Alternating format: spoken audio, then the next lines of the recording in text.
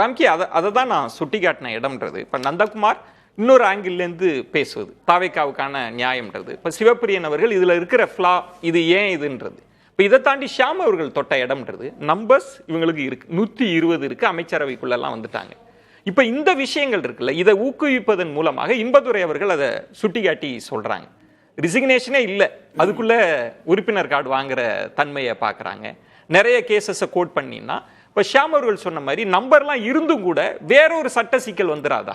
இதை ஏன் இதை தாவேக்கா செய்யணுன்ற ஒரு கேள்வி வந்துருது இல்லை இதில் சட்ட சிக்கல்ங்கிறதுலாம் நம்ம கடந்த காலத்தில் பார்த்ததை வச்சு பேசுகிறோம். ஆனால் இன்னைக்கு தாவேக்காவோட ஸ்டாண்ட் அப்படி இருக்காது தெரியல. அவங்க நேரடியாகவே 25 எம்எல்ஏக்கள்கிட்ட நீங்கள் வந்து உங்கள் பதவியை ரிசைன் பண்ணிட்டு வாங்க, நீங்கள் வெற்றி பெற்ற தொகுதிகளில் விசில் சின்ன சார்பாக நில்லுங்க, நான் பிரச்சாரம் பண்ணுறேன், நீங்கள் வெற்றி பெற்று வந்தவரை உங்களுக்கு அமைச்சர்களாக போகிறோம் அப்படிங்கிற ஒரு உத்தரவாதம் தந்திருக்கக்கூடும். 25 பேருக்கும் இது வந்து அமைச்சரவை எக்ஸ்பேண்ட் பண்ணுறதுக்கு முன்னாடி. ஸோ இப்போ இன்றைக்கி அமைச்சரை எக்ஸ்பேண்ட் பண்ணியாச்சு. 25 பேரில் எத்தனை அமைச்சர் மெட்டீரியல் நமக்கு தெரியும். சிவி சண்முகத்துலேருந்து ஆரம்பித்து 7 மணி 2 விஜயபாஸ்கர்லாம் இருக்காங்க. ஸோ இப்போ அவர்கள் ரிசைன் பண்ணிட்டு திரும்ப வந்தால் கூட அவங்களுக்கு அமைச்சர் பதவி இன்னைக்கு கிடைக்குமா அப்படிங்கிறது தெரில. அவங்க வந்து இதில் ஆர்ஏசி தான் ஆக்சுவலாக வெயிட் பண்ணி தான் ஆகணும்.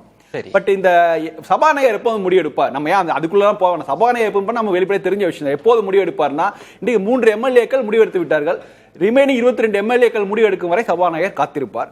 அவங்களும் ஒரு முடிவு எடுத்த பிறகுதான் அவர் இறுதி முடிவு எடுப்பார். இப்படிதான் நான் சாமானியரா புரிஞ்சுங்க. என்ன சாமானியரா என்ன புரிஞ்சுக்கிறீங்கன்னா, அவர் வெயிட் பண்றார், நீங்க ராஜினாமா பண்ணிட்டு இங்க வர போறீங்களா இல்ல அங்கேயே குழப்பத்துல இருக்க போறீங்க, இதான் கேள்வி. 1 மணி நேரத்தில் 3 எம்எல்ஏக்கள் வந்து கொடுக்குறாங்க, நாங்க ரிசைன் பண்றோம்னா காரணம்லாம் சொல்ல தேவையில்லை, உடனே அக்செப்டன்ஸ் சொல்லி கொடுக்க முடிஞ்ச இந்த சபாநாயகரால் என்ன வேணாலும் ஒரு முடிவுக்கு வர முடியும். நந்தகுமார் அவர்கள் சொன்னதுல ஒரு பாயிண்ட் வாங்க. இப்ப இதுல இருக்கிற சட்ட சிக்கல் இதெல்லாம் தாண்டி அவங்க என்ன சொல்றாங்கன்னா, அவங்களுக்கு கட்சி தலைமை மீது நம்பிக்கை இல்லை, எங்கள்கிட்ட வராங்க, தாவேக்கா வந்து இணக்கமான சக்தின்னு வராங்கன்றது ஒன்று. ரெண்டாவது அவர் சொன்னது அழுத்தி சொன்னதுன்றது பாஜக கூட்டணியை விட்டுட்டு வராங்க, எங்களுக்கு எந்த சிக்கலும் இல்லை, எங்க கட்சியில வர போறாங்க, நாங்க வந்து தேர்தலை சந்திக்க போறோம்ன்றதை. பாஜக கூட்டணி வர இதெல்லாம் சிவி சண்முகம் ஏற்கனவே அவர் தொலைநோக்கு பார்வை கொண்டு வர. அதனால முதல் நாள் என்ன சொன்னார்னா, நாங்க பாஜக கூட்டணி இல்ல, பாமக கூட்டணி இல்ல, நாங்க தனியாளா இருக்கோம், எங்களை செத்துங்க செத்துங்க செத்துங்க பல தடவை சொன்னதுக்கு காரணமே அதுதான். நீங்க அது ஏதாவது ஒரு காரணத்துக்கு ரிஜெக்ட் பண்ணுவீங்களேன்னு.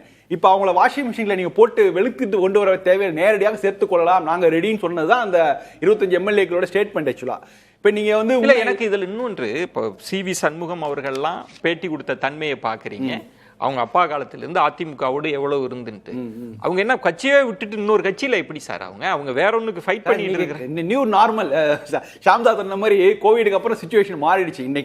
இன்னைக்கு வந்து திமுக அண்ணா திமுகவை விட தாவேக்காவுக்கு கூடுதல் அரசியல் பலம் வந்திருக்குது, அவங்கள ஆட்சி நீண்ட காலம் ஆட்சி இருப்பாங்கிற மாதிரியான பெர்செப்ஷன்லாம் உருவாக்கி வைக்கப்பட்டிருக்காது. நிஜமா என்னன்னு நமக்கு தெரியாது, அதெல்லாம் அடுத்தடுத்த வர தேர்தல், உள்ளாட்சி தேர்தல் இருக்குது, நடமா அதெல்லாம் பார்க்க போறோம். ஆனா அந்த கட்சியின் மீது நம்பிக்கை வந்து இந்த டிபிக்கல் நீங்க சொல்றீங்க ட்ரெடிஷனலா வந்தாங்கல்ல, எங்க அப்பாவும் திமுக காரரா, எங்க தாத்தாவும் அண்ணா திமுக சொன்னாங்களா இருக்காங்க, அவங்களே நம்ப ஆரம்பிச்சிட்டாங்க. அதனாலதான் இன்னைக்கு நீங்க இந்த மதுராந்தகம் வந்து ஒரு அண்ணா திமுக கோட்டை.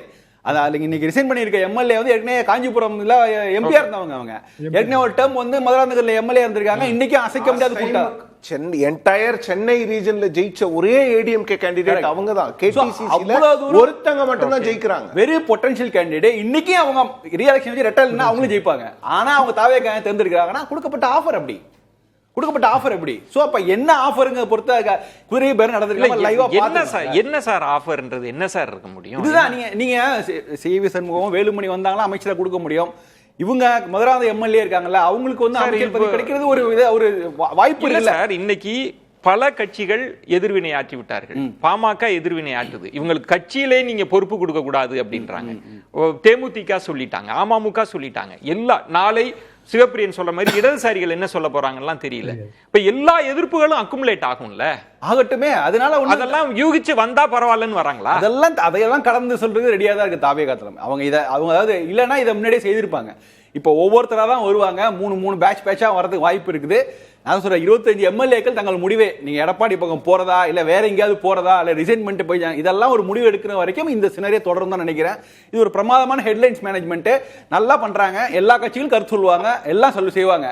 இதை வந்து நம்ம நீங்க என்ன சொல்ல வரீங்கன்னா, எந்த விமர்சனங்களோ அதெல்லாம் இல்ல மக்கள் அப்படின்றது